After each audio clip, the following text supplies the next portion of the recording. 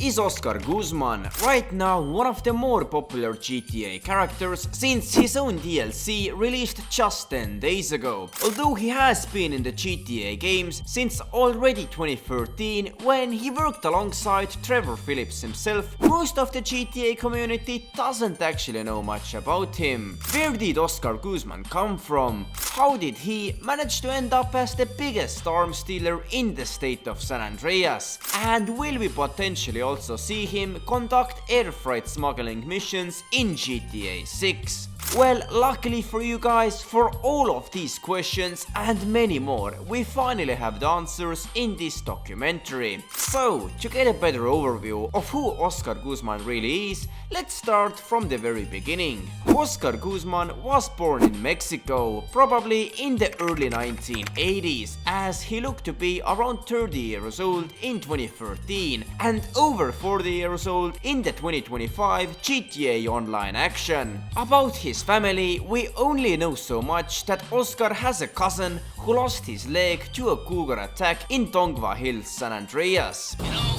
my cousin was mauled by a cougar near there. But like, bro, I told him, bro, that's a pretty cool story. But, you know, he said he'd rather have his legs back, so, we're all different, huh?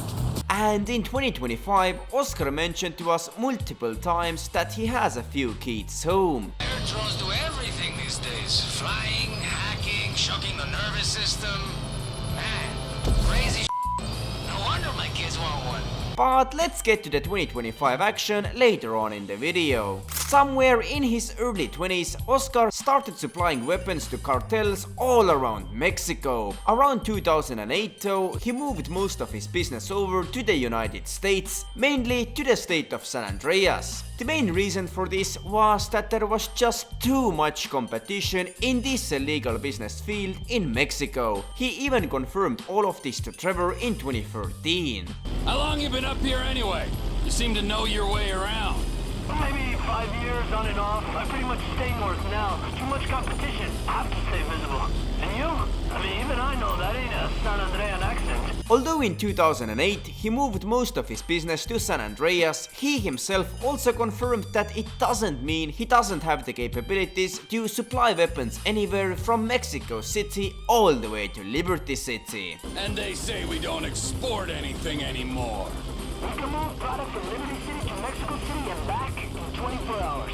Yet, I still can't get a pizza delivered to Sandy Shores.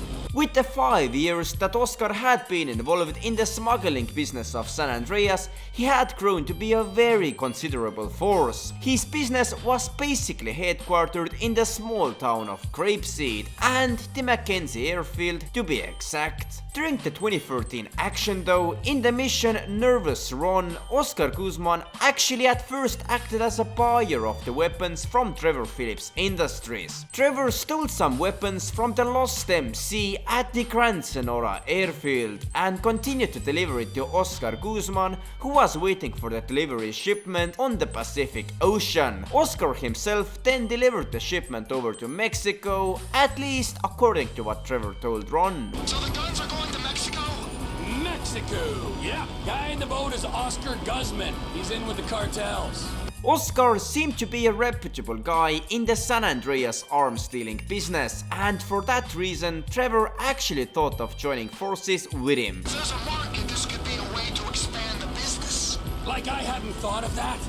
We might be able to buy into Oscar's thing, but leave that to me, Ron.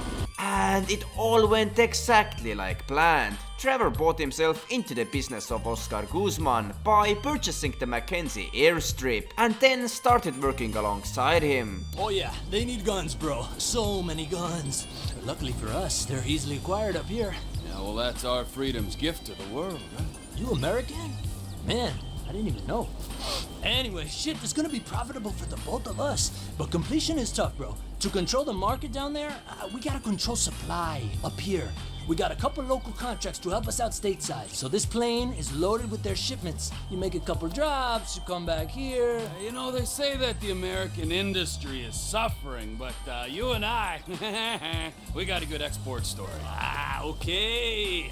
I'll be on the radio, man. That's great. The dynamic of the partnership oftentimes was quite questionable, as Trevor was both the pilot as well as the owner of the airstrip. At one time, Trevor even confronted Oscar about it. Oh, so let's get this straight. I bought the hangar, I fly the plane? What you bought was a share of the business. A business that has taken a long time to set up. I handle the contracts, the logistics, the communications, the authorities, the competition, and so, yeah, you fly the plane. And you track my every move. It's a perfect storm of paranoia and recklessness. How can we go wrong? To be honest, quite a fair answer from Oscar. He had spent years building up his reputation in the arms stealing business, so now he maybe doesn't need to do as much work as Trevor. But just because Trevor and Oscar joined forces in 2013 didn't mean that they all of a sudden had a monopoly over the San Andreas weapons smuggling business. There were still a lot of competitors, some of who Oscar got along great with and some who he didn't get along with. And about this competition. Who the are they? Who aren't they these days, man? They're runners everywhere. Some local crazy rednecks, and the Mexicans, of course, mainly the Aztecas right now. And the Salvadorian gang, the Marabunta Grande, they got real dangerous the past 6 months. There used to be enough pie to go around. Now everyone wants the same piece. So as it turned out, it were the Mexican Varillas Los Aztecas and the Salvadorian Marabunta Grande gangs from Los Santos that were the main competitors in the arms stealing business for Oscar Guzman. While, at least from what he said, Vagos seemed to have some sort of a peace deal with Oscar. Although most of the time Oscar worked as a freelancer, meaning he wasn't a part of some big company, then he still had to pay some sort of tax for the Martin Madrazo cartel family. And who are you with? Just so I know who I'm pissing off. I'm independent. I work with local buyers up here, the cartels down there. I mean, I'm not stupid. I look after the Vagos, I pay dues to Madrazo, but I'm freelance, man. To be honest, in mafia-controlled areas around the world, it is pretty standard that everyone conducting business in that area has to pay a cut of their profits to the mafia. They act almost as a country's government. Anyway, in 2013, alongside Trevor, Oscar helped destroy the outposts and products of our competitors, the Aztecas and the Marabunta Grande, as well as the O'Neill brothers, who Oscar himself called local rednecks. When the GTA 5 story ended in 2013, we didn't know for quite a long time what happened to Oscar Guzman and what became of his relationship with Trevor Phillips Industries. It was in 2017 when our online character started working on his own smuggling business with Ron that we got some updates of what had been going on with Trevor from 2013 to 2017. That bastard Trev, my best friend, he's supposed to protect me forever, and he goes all Vinewood on me. He's too important for Ron now. So from what Ron said, Trevor had quote-unquote gone Vinewood on him. Although this term didn't quite clearly tell us what exactly Trevor was up to, it was to be assumed that already back in 2017, Trevor had left Sandy Shores and moved over to Los Santos and Vinewood. In 2022, when we once again started working with Ron, this time with the Fooligans gang, it was apparent that Trevor's old substance lab was taken over by the hippie-like gang. Here comes the violence! No.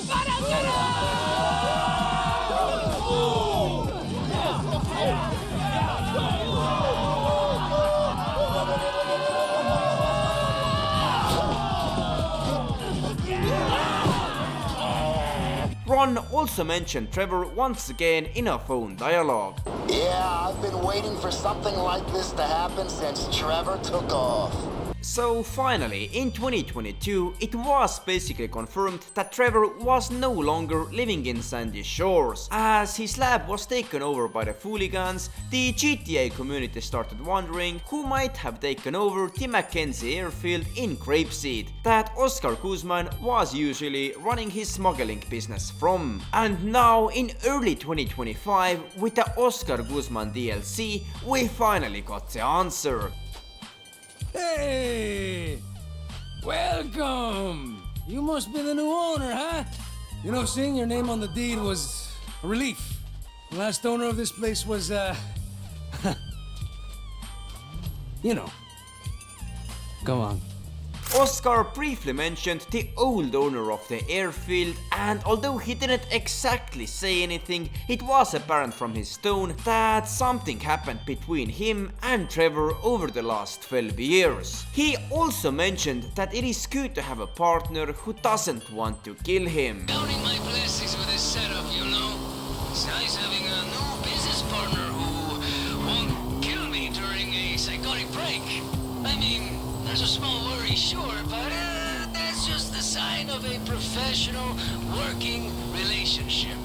Anyway, now in 2025, Oscar at first wanted to start a similar business with us that he had with Trevor in 2013. You know, steal some weapons and then sell it yourself. But after we had finished our mission, this happened.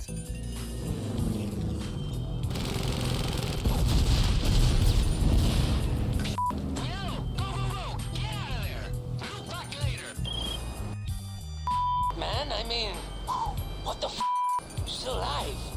That was some crazy. Did you see that thing? The plane? I'm gonna pull in some favors and find out what I got, but man, they ain't no gun runners. Something like that? That thing's way above my pay grade. I'll be in touch. Yeah, our buyers were bombed by an unknown huge airplane. As Oscar later found out, this airplane was called the Titan 250D, and it belonged to a completely new private military company who all of a sudden got themselves all government contracts. Kind of a replacement of Merryweather if you ask me. It's just that Merryweather was taken down by our online character and Charlie in 2024. Anyway, this new private military was a multinational organization who wanted to control the weapon deals of San Andreas and take away market shares from smaller fish like Oscar Guzman. To avoid that, we started fighting against this big new company. With the help of Oscar, Ebenhard landing grounds were raided by our online character. Later on, we also stole the new Titan aircraft from them. And not only that, their headquarters in the LS docks were raided by us using drones that we learned from no one else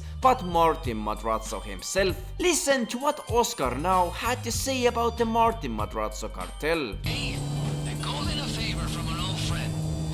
Maybe you know him, Martin Madrazo. These cartel guys got all kinds of tech these days, you know, drones. It's not really my thing, but you could use them to hack Everhard servers. Worked a little with Madrazo back in the day, but man, us local business owners, we gotta support each other, you know. So long since we made contact, he thought I was dead.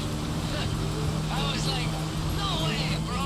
My doctor, she says I got at least 5 more years before I'm threesome to death. No sweat. So, as it turned out, Oscar hadn't been in contact with Martin for years, meaning that for a while he hadn't paid anything to the Madrazos. Although this might seem unimportant, then it actually isn't. You remember how we talked about companies paying taxes to the cartels from their profits, right? If Oscar hadn't done that to the point where the Madrazos thought he was dead, it means that for a long time the air freight smuggling business hadn't really been active. And from here the obvious question arises that what happened between the 2013 to 2025 time period? Well, there are quite a few logical conclusions that we can make. We know that by 2017, Trevor had most likely left Sandy Shores, as in fall of 2017, Ron chose our online character as his new partner in the smuggling business. That also means that by 2017, the relationship between Oscar Guzman and Trevor had come to an end. Trevor most likely sold back the Mackenzie airfield to Oscar, who now 12 years later decided to sell it to us. We also heard Oscar mentioning his children on multiple occasions now in 2025. Air drones do everything these days. Flying, hacking, shocking the nervous system. Man, crazy. No wonder my kids want one. But in 2013 he didn't even mention them once. All of this is hinting towards the fact that in the meanwhile Oscar was kind of retired from the illegal weapons trade business and, quite like Franklin Clinton, decided to focus on his family for a while. But after being inactive for basically a decade, his money he earned from the weapons business had probably run out, and therefore he chose our online character as the most competent criminal in San Andreas to restart his business with. The more important question is that why would he choose to do it now, half a year before GTA 6 is set to come out? Is there some correlation between that? Well, to be honest with you, I personally do think that every GTA character who has been making a comeback in GTA Online throughout the last year or so is most likely also be making a comeback in GTA 6. I mean, think about it. Why would Rockstar bring back Pavel for only some minor missions in Agents of Sabotage DLC? Or Yusuf Amir for also some really minor missions with the Chop Shop DLC?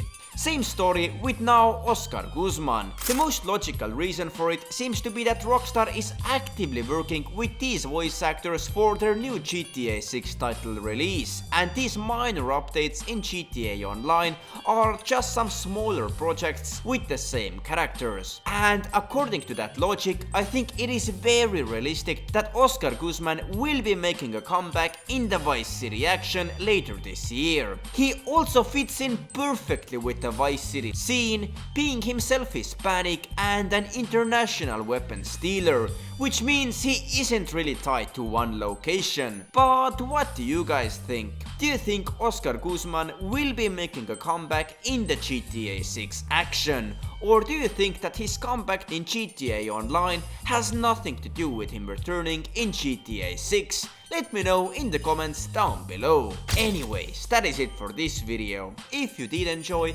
make sure to also check out my other documentaries about the GTA universe. Thank you for watching, and I'll see you guys in the next video.